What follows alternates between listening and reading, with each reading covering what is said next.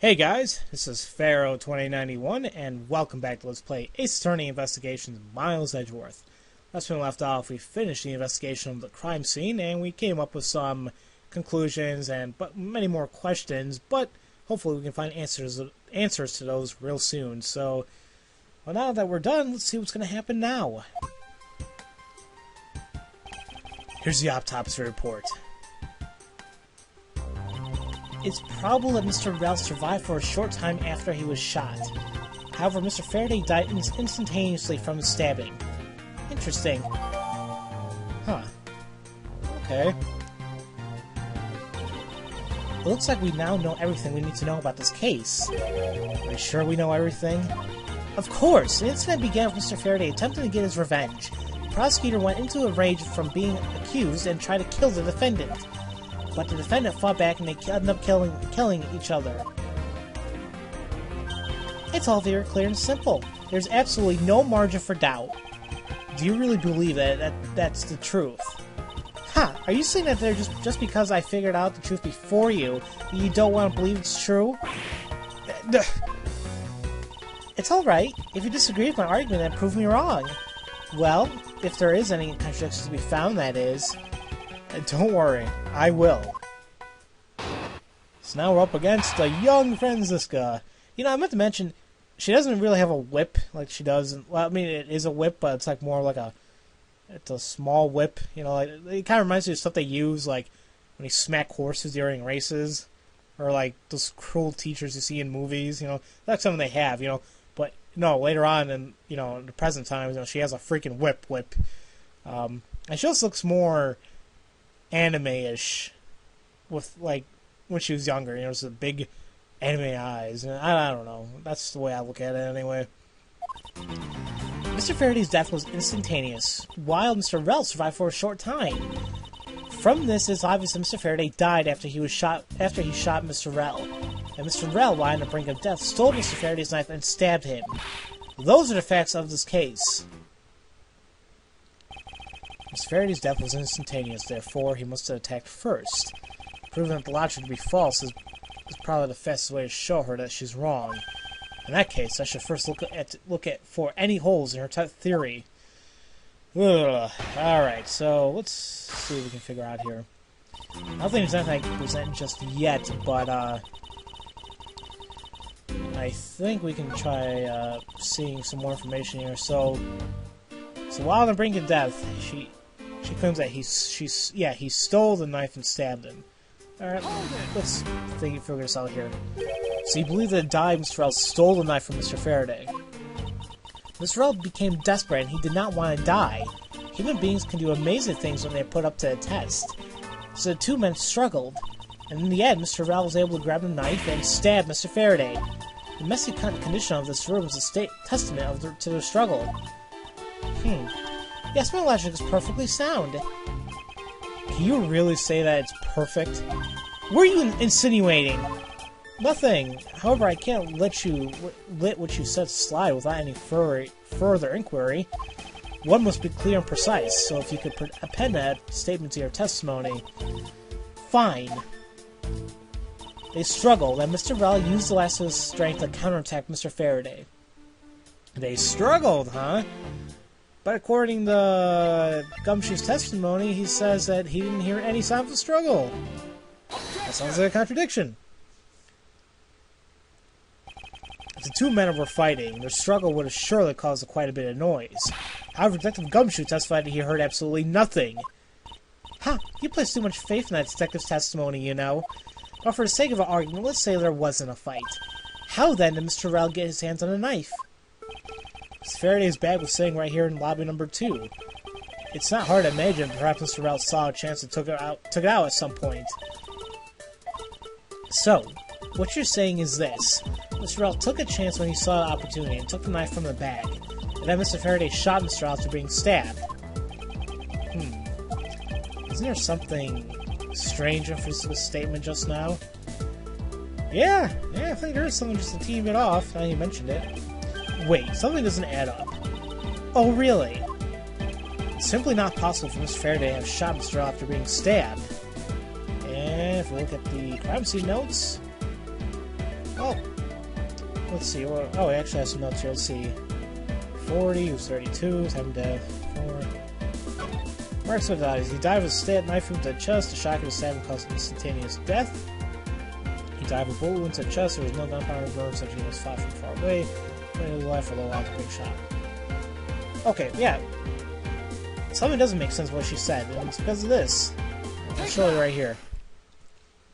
According to the coroner's report, Mr. Faraday died instantaneously, meaning that he died immediately after being stabbed by the knife. Yes, that's what instantaneous means, yes. Ergo, he could not possibly have fired a gun after that. Ooh, you got me. But of course. Well then, if the report is correct, then there's only one correct explanation. If we suppose that Mr. Rell attacked first, then Mr. Faraday, who died instantaneously, would have been unable to kill Mr. Rell. Therefore, Mr. Rell would have stabbed Mr. Faraday after he was shot. Then they both died. That is the only explanation that makes sense. Negating your opponent's ideas in order to prove your own theory. I see you've been studying, Francisca.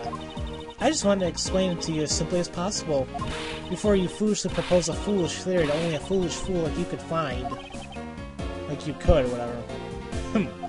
How naive of you to believe that only your opinions are valid, and still expect to discover truth that the crime scene offers you. Francisca, you've still got ways to go. What are you talking about? Are you saying there's a flaw in my logic? Mr. Faraday died instantly. And the fact that he did what it did is what gives rise to the contradiction in the scene. The contradiction here in this crime scene is... Well, let's think about this a little bit. Faraday had to have shot first because his death was instantaneous when he got stabbed. The thing is, when you look at the crime scene, wasn't it Rell who laid on ground first and then it was Faraday? To me that doesn't make any sense, because if it's instantaneous then he should have just dropped dead, boom, you know, but that's not the case. So I think it's the order of how the bodies fell. Let me get this straight. What you're arguing is this. Mr. Faraday took the gun from his evidence bag and shot Mr. Rell. And then a wounded Mr. Rell found an opportunity to take the knife and strike back. Upon being stabbed, Mr. Faraday died on the spot. Mr. Rell died thereafter. If that's the case, so how do you explain this? Take a good look in the order in which their bodies are piled. No! Mr. Faraday's body is lying on top of Mr. Rell's. Therefore, Mr. Rell would have died before Mr. Faraday. Impossible! Yes, I agree that seems strange no matter what angle you approach it from. Which means that the real mystery behind this crime scene there must be solved is... No! Not so fast, Miles Edgeworth! What now? I simply think that you ought to think a bit more outside the box. And that it's even clearer now that the incident started with Mr. Faraday's murderous intent. She sure bounced back quickly. An explanation won't be enough this time. It's going to take some very decisive evidence to prove her wrong. Alright, let's hear what she has to say right now. There was just a chance that Mr. Faraday's body fell on top of Mr. Rell's. The two bodies fell into a pile, which indicates that they attacked each other at the same time. It really doesn't matter in the slightest that they fell in the opposite order. I just know that Francisca's explanation isn't absolutely correct. All I have to do is find a hole in her logic. Once I do, I can then present her with the evidence that proves the contradiction. Okay, and there's something that just pops up immediately. But first I gotta press it right here. She says that they indicated that they attacked each other at the same time. Oh, okay, let's think about this for a minute. What do you mean by they attacked each other at the same time? I assume Mr. Faraday had the two different weapons in his hands. He made two attack Mr. Rell while holding both the knife and revolver, and then after Mr. Faraday fired a gun, Mr. Rell grabbed the knife and as he was falling and stabbed Mr. Faraday.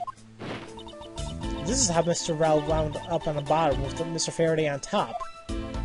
At close range is more than possible. Yes, it's possible, but... Well, if you have any other ideas, then show me what you got.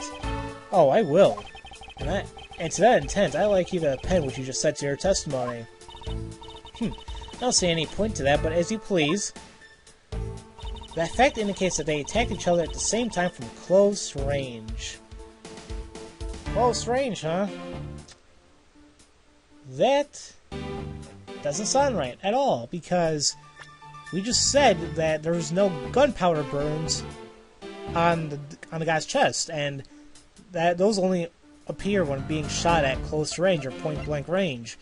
So that means that he was shot a few yards away. So that means that they weren't that close to each other when they got attacked. So you believe that they killed each other at close range. Sorry, but that's impossible. Just as it is written in the crime scene notes, the firing in a handgun did not leave a gunpowder burn on Mr. Rell's clothes. Therefore, Mr. Rell and the gun must have been separated by a distance of at least 2 or 3 yards. Ah! Yes, this is by far the biggest contradiction. The two bodies are piled up on each other, yet the gun was fired from a distance. And with there being no chance that Mr. Rell moved that far from being shot, that leaves only one possible explanation.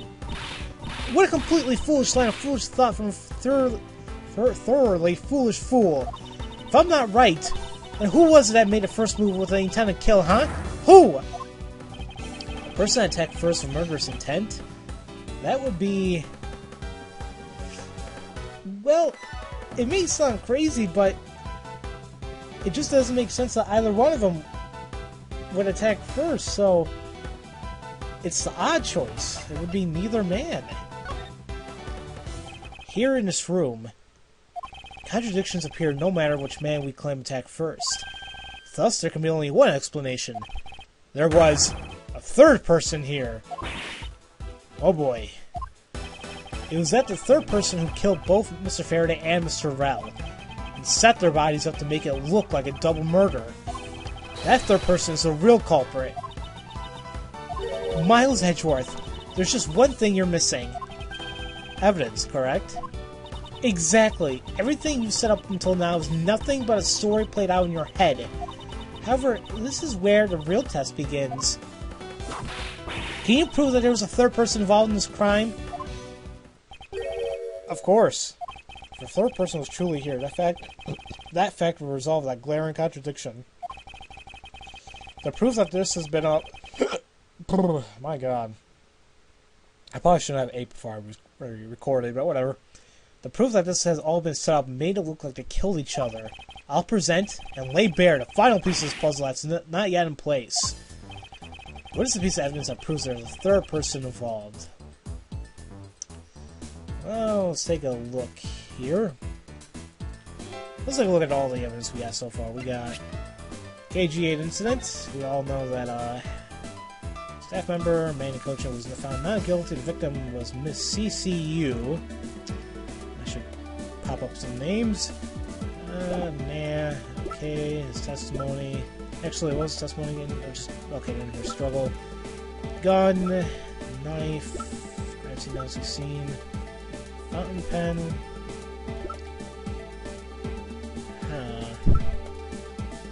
Something about this bag is just...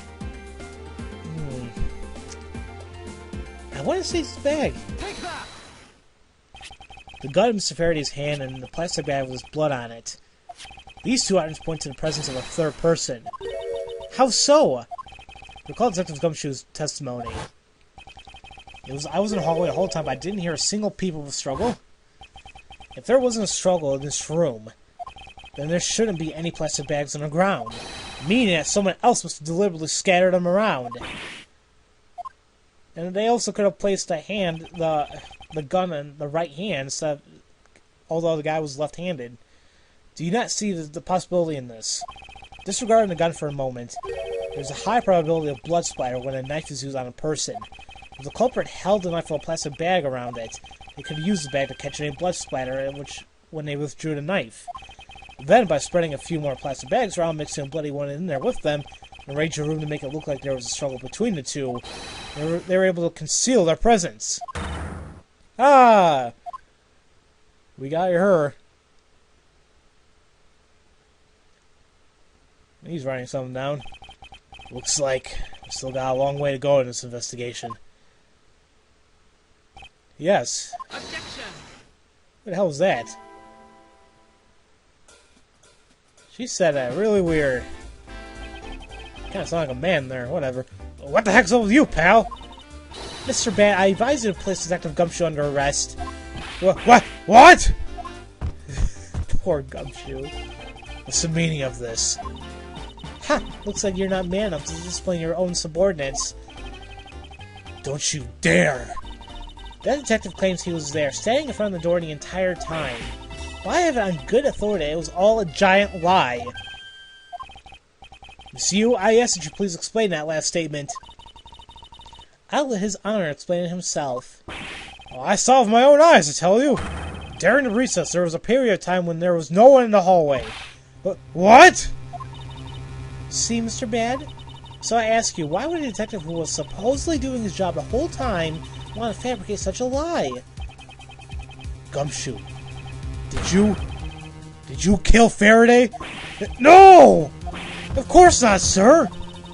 It would appear that the one who set this whole crime scene up is that detective, which basically renders his testimony a complete lie and wholly invalid.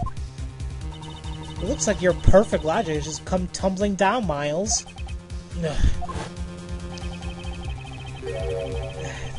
I don't know. It can't be Gumshoe. It's simple as that. Was that statement really a lie? Detective Gumshoe, you're now a suspect in the murder of 2 men. Now spit out the truth, or so help me. I haven't lied to anyone, sir. Honest. I really was there. I was in the hallway the whole time. Detective Bad, I ask that you please do not act without my permission. After all, I am the one that's heading this investigation, am I not? Don't talk like you know what's going on, boy. All I want is for this investigation to run perfectly. Perfection's the only wish for of a disciple of Von Karma, after all. Therefore, before you take Dr. Gumshoe into custody, I'd like to set the record straight on something. And what's that? What should I ask Detective Gumshoe about? Well, why was he... Yeah, why would he have to kill... Why kill? What's his motive? I suppose the one thing I'd like clarified is Detective Gumshoe's motive for committing this crime. Motive, huh? Gumshoe, you got a grudge against Faraday or anything? No, sir! Not me! Not a single bad thing about Mr. Faraday, sir! God, his... Oh, I did not notice how creepy he was looking right there. Is that a fact? You really have a problem with lying, don't you, Detective Gumshoe? I'm telling you, I am not lying! The more I naturally act, the more suspicious you become, you know. If you want a motive, Edgeworth, I have one for you right here. Could you please share it with us, then? However, be forewarned, I won't hesitate to object to flights of fancy, because all I'm interested in is a perfect explanation. Oh, you're serious, aren't you? Fine. You amuse me, so I'll humor you with a little courtroom practice. And we'll hear her testimony about Gumshoe's motive next time, guys. So, as usual, thank you all for watching, and I'll see you guys next time for Let's Play Ace Attorney Investigations Miles Edgeworth. I'll see you guys later.